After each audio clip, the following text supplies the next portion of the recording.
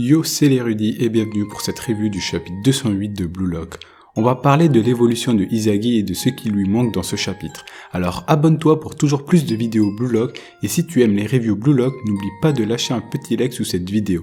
Ce ne sont peut-être que des clics pour vous, mais cela me motive davantage à vous sortir plus de contenu. En plus, c'est gratuit, ça prend 2 secondes à le faire et ça permet de mieux répertorier les vidéos de ma chaîne via l'algorithme de YouTube.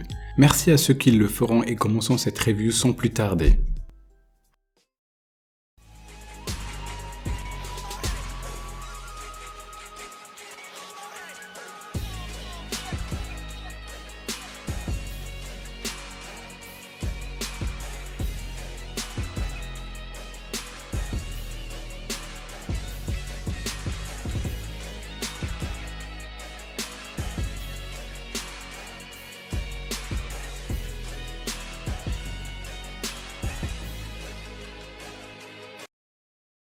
Souvenez-vous, le dernier chapitre s'était terminé avec l'incroyable révélation de Kaiser qui n'était venu qu'à la Neo Egoist League pour recevoir une meilleure offre d'un autre club et ainsi quitter le Bayern München qui veut un système tourné autour du meilleur joueur du monde, Noel Noah. D'où l'offre que Izagi reçut par le Bayern au chapitre 205.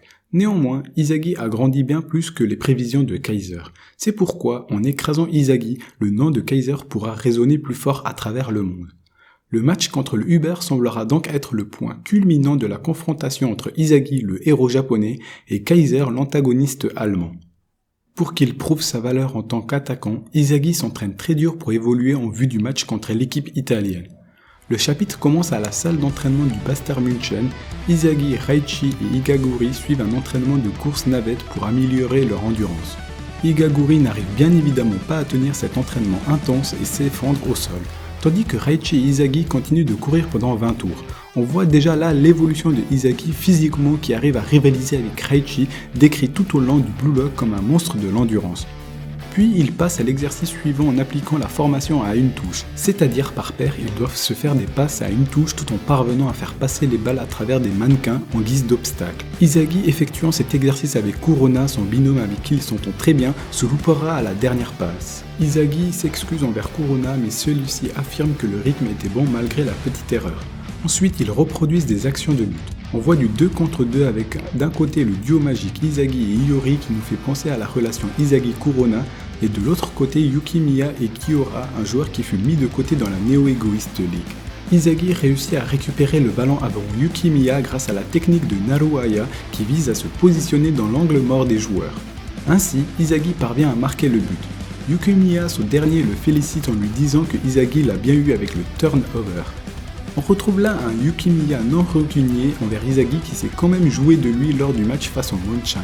La dispute entre ces deux-là semble être de l'histoire ancienne. Est-ce que Yukimiya se rangera du côté de Izagi pour lutter face à Kaiser? Tout comme Kurona, Iori, Igaguri et Raichi, Kurona complimente Izagi après cette action en lui disant qu'il devient très bon. Quant à Igaguri, il rapporte qu'il commence à ressembler de plus en plus à un monstre. Depuis le match contre le München, Izagi semble évoluer de plus en plus, que ça soit physiquement, mentalement et même techniquement. Il parvient à assimiler parfaitement toutes les techniques qu'il est parvenu à dévorer. On voit ici un Izagi complètement cheaté qui sera sûrement le cœur de cette équipe du Bayern München, comme avec l'équipe Z au début de la première sélection. L'auteur prend même la peine de nous montrer l'évolution de Izagi à travers ses coéquipiers qui le trouvent monstrueux. Après l'exercice, Iori donne un gobelet à Izagi pendant qu'il se reposait de l'entraînement. Izagi va lui expliquer ce qu'est la métavision à Iori qui ne semble pas connaître ce que c'est. On peut voir que le terme de métavision ne semble pas connu des autres joueurs tels que Iori et même Noel Noah.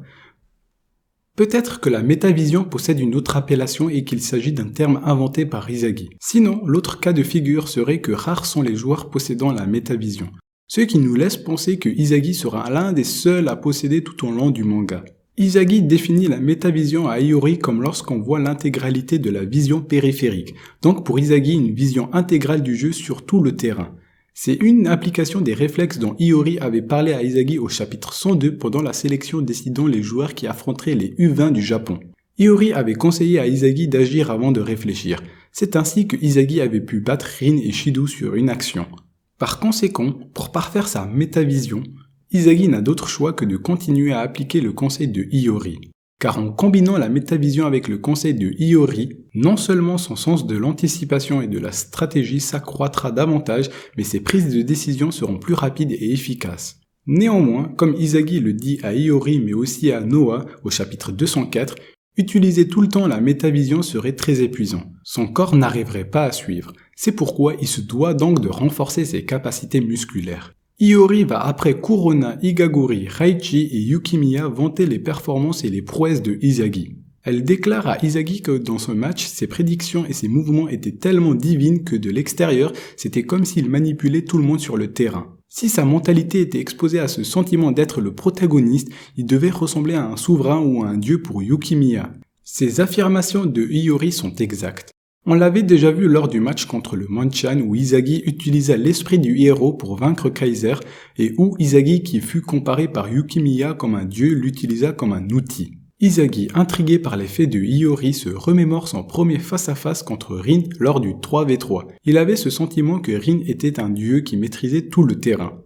En pensant à cela, Izagi se rend compte de ses prouesses lors de la Neo Egoist League contre les meilleurs joueurs du monde. En même temps, Izagi a fait ce que Rin a fait contre des lycéens japonais mais face aux meilleurs du monde. Puis, Izagi nous apprend dans ce chapitre que ses chances de battre Kaiser sont de 50 voire même de 40%, donc presque une chance sur deux. Mais cela ne le suffit pas. Il veut atteindre les 100% de chances de vaincre Kaiser. Il s'inspire de Noël Noah qui lui avait dit de venir le voir lorsqu'il a 100% de chances de le vaincre et que toutes les actions qu'il entreprend doivent viser à devenir le meilleur joueur du monde. Cependant, il manque quelque chose à Izagi malgré la métavision et l'esprit du héros.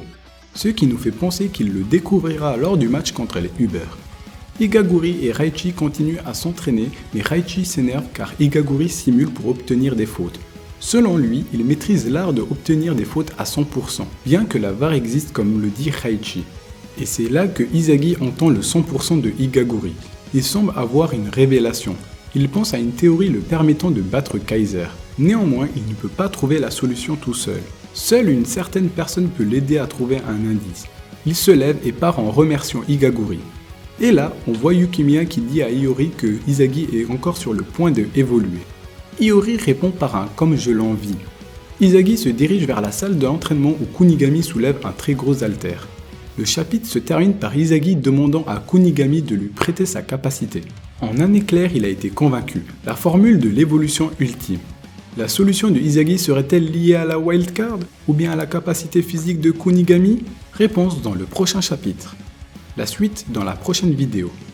Pas de pause la semaine prochaine avec en prime une page couleur pour le prochain chapitre s'intitulant Bastard vs Uber. Sûrement qu'on se dirige cette fois-ci directement au coup d'envoi du match sans passer par le point de vue de l'équipe adverse. N'oublie pas le petit like et l'abonnement pour me soutenir. C'était l'érudit.